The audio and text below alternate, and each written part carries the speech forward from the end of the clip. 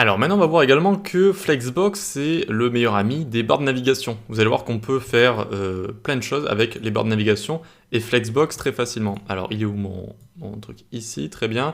Quoique tiens, oui, on va continuer à le regarder en plein écran parce que vu que ça va être une barre de navigation, c'est mieux de le voir en plein écran, ça sera plus visuel. Donc ici on enlève tout et on va pouvoir se coder notre barre de navigation. Donc c'est bien que vous codiez à chaque fois, hop, à chaque fois pour avoir déjà le code dans les mains, pour vous habituer à certains raccourcis, pour s'habituer mentalement à coder aussi. Vous coderez de plus en plus vite et donc c'est vraiment bien de suivre le cours qu'on est en train de faire et de tout recopier à chaque fois. Ça permet vraiment de bien vous aider pour la suite. Et ici on a envie de faire une barre de navigation. Allez hop, une nav ici, ensuite ul.listeNav, très bien, li.itemNav, et ici on va mettre accueil. Maintenant on fait maj alt flèche du bas pour avoir 5 éléments à peu près, et ici on imagine service, à propos, alt 183, propos, j'ai écrit props. Et puis on va mettre tarif et accueil. Donc il y a plusieurs manières de présenter une barre navigation, d'accord? Il y a plusieurs manières. Ici, on va commencer avec la manière de base. On vient ici faire .listeNav, hop, on lui donne une width de 100%, une height de 70. Alors, j'ai dit 70. Ah, c'est passé à la ligne. Hop, 70, très bien. On va lui mettre un background F1, F1, F1, vu que le fond, là, il est sombre. On l'a mis juste au-dessus, au body, le fond sombre. On lui met un list style type none, comme ça, très bien. Et voyons voir déjà ce que ça nous donne ici. Hop, on est ici, donc on a la liste qui a été créée. Et vous remarquerez que l'élément nav, vous savez, la sémantique, eh bien finalement je ne lui ai pas donné de hauteur ni de largeur, je lui ai rien donné. Et vous pouvez vous dire, mais en fait, qu'est-ce qui se passe? Comment ça se fait que ça fonctionne quand même? Eh bien, si vous avez un élément, ici nav, qui a un enfant, donc si nav n'a pas de hauteur ni de largeur ni rien du tout, et que l'enfant lui met une hauteur et une largeur, eh bien nav, si vous voulez, va prendre les dimensions de cet enfant ici. Et notamment, il va prendre les dimensions de UL, juste en dessous. Voilà. Donc, pas besoin au final de donner de dimension à nav et ensuite de mettre à notre liste UL width 100%, height 100%. Alors ça peut être une manière de faire si vous avez envie de bien repérer visuellement ce qui se passe dans votre CSS. Mais sinon, sachez que voilà, si vous ne donnez pas de hauteur et de largeur à un parent, que vous en donnez à un enfant, eh bien le parent va prendre, va englober ça si vous voulez, ça va prendre la hauteur et la largeur de l'enfant. Ok, allez maintenant on va se centrer tout ça. On va se centrer tout ça avec justement Flexbox. Donc on est ici, on va se faire un display flex.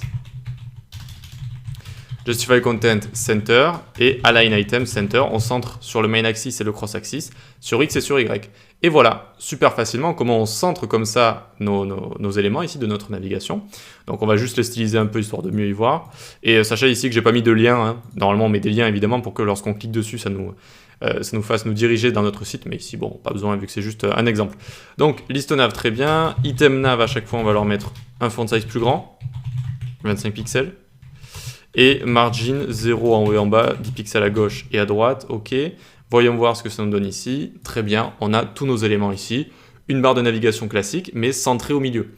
On peut également avoir les éléments sur le côté, on peut également avoir les éléments à la fin. Et avec Flexbox, c'est très facile de le faire en juste une ligne de code.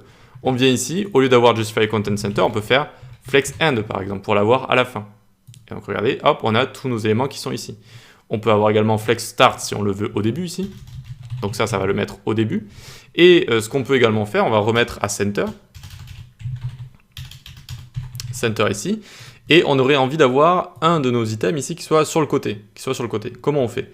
Eh bien, on va utiliser les marges. Hop, on vient ici faire .itemNav 2.nthchild, le combien? Le 5e. On va lui mettre margin left auto. Voyons voir ce que ça donne. Hop. On a bien notre élément qui est ici, en fait ça a créé une marge automatique qui fait tout cet espace là, et ça a poussé le reste ici. C'est pas mal, ça fait une bonne présentation, on peut imaginer un logo ici et le reste du menu ici par exemple, mais on aimerait quand même avoir ça qui soit au milieu, parce que au final c'est ce que je voulais au début. Je voulais que ça reste au milieu et qu'on ait juste contact sur le côté. Comment on peut faire? Eh bien maintenant il va falloir donner une marge automatique à notre premier élément. Donc le premier cette fois, et je lui mets marge left également auto. Oh, lui aussi je lui mets une margin left auto.